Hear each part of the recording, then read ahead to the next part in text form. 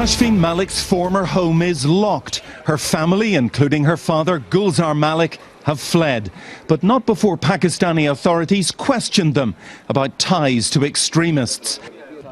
At Multan College, where she studied pharmacy for 5 years, they insist she was not radicalized there. The fact that a woman is now believed to be a driving force in the San Bernardino terror attack should surprise no one.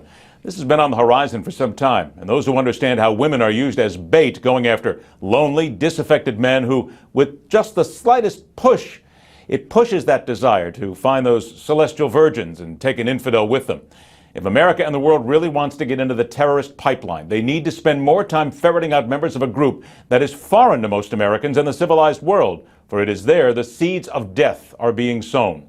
Our guest is a columnist for the Toronto Star, a former president of the Muslim Canadian Congress, and has followed the teachings of a dangerous Islamic scholar who seeks to turn more women into killers. Let's welcome Farzana Hassan to the Hardline.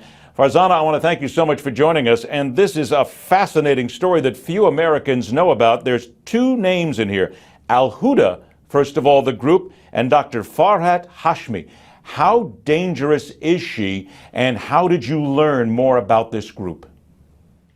Well, first of all, I write for the Toronto Sun, not the Toronto Star. But these schools have actually been in operation for over a decade, as far as I know. And, you know, they have a very aggressive recruitment policy. You know, these women go through a one-year diploma program, then they go out into the public and they recruit other students to go through the same diploma program. And what is being taught at these academies is a very obscurantist and fundamentalist brand of Islam. And to me, it is political Islam that is being taught. It's Islamism, and Islamism is actually a package deal. So if you believe in Islamism, you also believe in Sharia. You also believe in the stoning to death for adultery. You also believe in jihad. So it comes with the entire package, and that is what I'm finding to be extremely dangerous and frightening about this whole thing. Now, when you look at what Dr. Hashmi is doing, they claim that these are Islamic education programs for young Muslim women across the world. In your investigation and looking into this, is there any doubt in your mind this is not education as we would think it? This is education to use women as bait to draw men into radicalization and Sharia law worldwide? Well, it definitely is, because these women are going to become mothers eventually. Some of them already are. They are the ones who are raising their sons. And, you know, informal reports suggest even that many women have allegedly made statements that they would happily sacrifice their sons in the cause of jihad. I've even heard, you know, anecdotes suggesting something like that. Farzana, how do we fight it then? Because that's the question that the government in Canada, America, around the world is asking. This is a radicalization process here that we seem to be so clueless about. Is there any way that you can see that we can dig in underneath the surface here and try to stop Dr. Hashmi and what she's doing?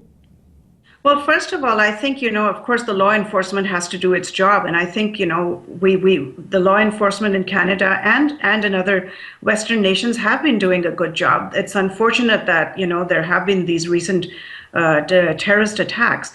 But I also very strongly believe that, you know, this needs to be addressed at the theological level. This needs to be countered at the conceptual and theological level. And so far, no cogent challenge has appeared. And you know, what we've seen actually is a stalemate, because we have so many interpretations of jihad. You know, jihad is a personal struggle. You know, it's a war in self-defense. So you have all these plethora of opinions and a stalemate, really. So what we need is actually a clear repudiation of the doctrine of armed jihad, which is not something that has happened so far. I've about a minute left here. And again, I mentioned the name Al-Huda at the top, this group that I guarantee you for many Americans right now, people watching us around the world, they've never heard this name before. How dangerous, in your opinion, in your research, is this group Al-Huda?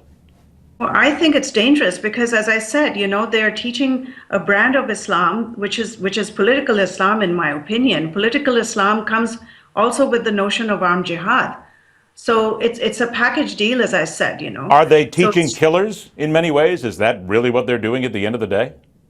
They're teaching the doctrine of jihad, and jihad in the minds of the terrorist has come to be equated with terror. And that is something that needs to be addressed at the conceptual level. You brought this to the fore. I only have a few seconds left. Do you fear for your safety? Because, quite frankly, these people are a little unhinged. Oh, I feel for my safety all the time, as I feel for the safety of other Canadians and Americans and other Westerners, because terrorism can be random. You know, it can happen in any place at any time. It just takes one crazy person to take up an automatic weapon like we saw in San Bernardino. I want to remind everybody, learn more about this. Go to the TorontoSun.com. Look for Farzana Hassan. Read this article. It's a fascinating examination. Farzana, thank you so much for your time. We appreciate it. Please be safe. Stay with us. The Hardline continues.